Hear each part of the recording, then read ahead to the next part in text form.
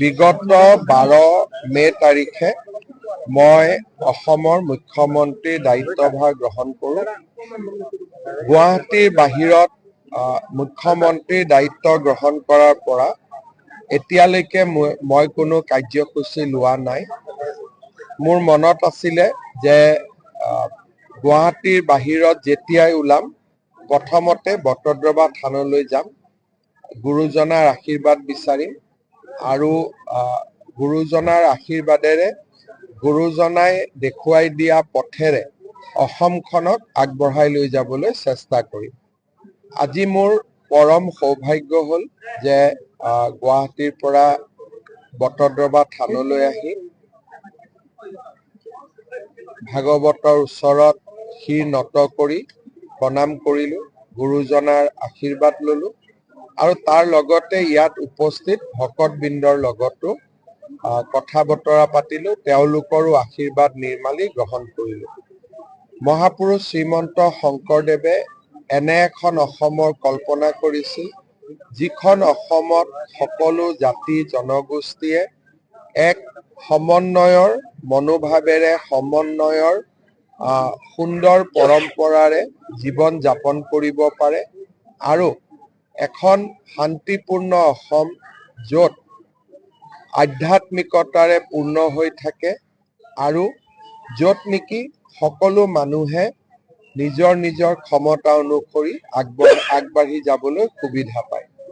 মহাপুৰুষ শ্ৰীমন্ত শংকৰদেৱে দেখুৱাই যোৱা পথেৰে আমাৰ চৰকাৰখনে কাম কৰিব। বটদ্ৰৱা থানলৈ আহি গুৰুজনাৰ জন্মভূমিত থিয় হৈ সেই সংকল্প মই আকৌ এবাৰ গ্ৰহণ কৰিলোঁ। অসমৰ ৰাইজক পুনৰ এবাৰ দ্বিতীয়বাৰলৈ বিজেপি চৰকাৰক শাসন কৰিবলৈ সুবিধা দিয়াৰ বাবে আকৌ এবাৰ কৃতজ্ঞতা জ্ঞাপন কৰিলোঁ। বটদ্ৰৱা থানৰ সকলো ফালৰ পৰা আগুৱাই লৈ যোৱা আমাৰ চৰকাৰৰ এক বিশেষ দায়িত্ব। থান পৰিচালনা সমিতিৰ সৈতে আজিও মই কেইবাটাও প্ৰকল্পৰ বিষয়ে আলোচনা কৰিছোঁ। থানখনক আগুৱাই লৈ যোৱাৰ ক্ষেত্ৰত নিশ্চিতভাৱে বটদ্ৰৱা থানৰ উন্নয়ন আৰু বিকাশৰ যি কাম আমি হাতত লৈছিলোঁ সি অনাগত দিনতো অব্যাহত থাকিব। আমি ইতিমধ্যে সত্ৰ আয়োগ গঠন কৰিছোঁ আৰু আমি সত্ৰ আয়োগেও খুব সোনকালে কাম কাজ আৰম্ভ কৰিব আৰু তেখেতসকলকে এতিয়াৰ পৰা আমি বেদখলকে ধৰি সকলো সিদ্ধান্ত বা সত্ৰসমূহৰ কল্যাণৰ বাবে কাম কৰাৰ আমি দায়িত্ব দিম আৰু মই নিজেও চোৱা চিতা কৰিম।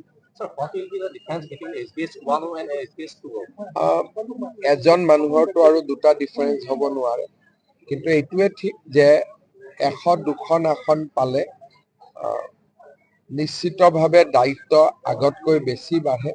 গতিকে যোৱা 5 বছৰ আমি যিমান কষ্ট কৰিছিলোঁ এইবাৰ তাতকৈ আৰু বেছি কষ্ট কৰিম যাতে অসমৰ উন্নতি হ'ব পাৰে। তাৰ উপৰিও আমাৰ এটা সুনিৰ্দিষ্ট যোৱা 5 বছৰ 2021ত যেতিয়া আমি ইলেকশ্যন মেনিফেষ্টো আনিছিলোঁ তেতিয়া কোভিডৰ বিভীষিকা আমাৰ সন্মুখত আছিলে, সেইকাৰণে আমাৰ সংকল্পবোৰ সীমিত আছিল। কিন্তু এইবাৰ আমাৰ নিৰ্বাচনী ঘোষণা পত্ৰখনত আমি যোৱাবাৰৰ তুলনাত আৰু বেছি কাম কৰাৰ প্ৰতিশ্ৰুতি দিছোঁ আৰু মই নিশ্চিত যে আমাৰ ঘোষণা পত্ৰখনক আমি হাতে কামে ৰূপায়ণ কৰিম। আজি ইয়াতে মহাপুৰুষ শ্ৰীমন্ত শংকৰদেৱৰ জন্মভূমিত মই ৰাজনৈতিক কথা ক'ব খোজা নাই, আপোনালোকৰ পৰাও মই আশীৰ্বাদ আৰু সহযোগিতা বিচাৰিছোঁ। ধৰণৰ প্ৰত্যেক দিনাই আজিও গৈ পেলাই 3খন মিটিং কৰিব লাগিব।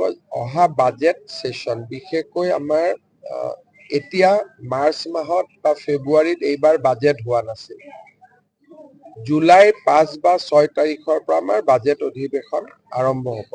বাজেট অধিৱেশনৰ আগতে বা 5 বছৰীয়া পৰিকল্পনা এটা লৈ বিভিন্ন বিভাগৰ লগত এইকেইটা দিন মই কথা পাতি থাকিম। বিশেষকৈ যিবিলাক পেণ্ডিং প্ৰকল্প আছিল বা যিবিলাক প্ৰকল্প আমি ভাবিছিলোঁ কিন্তু কৰিব পৰা নাছিলোঁ বা ইলেকশ্যন প্ৰচাৰৰ সময়ত ৰাইজে যিমান নতুন আমাক কথা ক'লে নতুন পৰামৰ্শ দিলে এই গোটেইবিলাকক সামৰি এইকেইটা দিন মই বিভিন্ন বিভাগৰ লগত আলোচনা কৰিম যাতে বাজেটত আমি যিমানখিনি পাৰো ৰাইজৰ পৰামৰ্শ আমি সন্নিৱিষ্ট কৰিব পাৰো।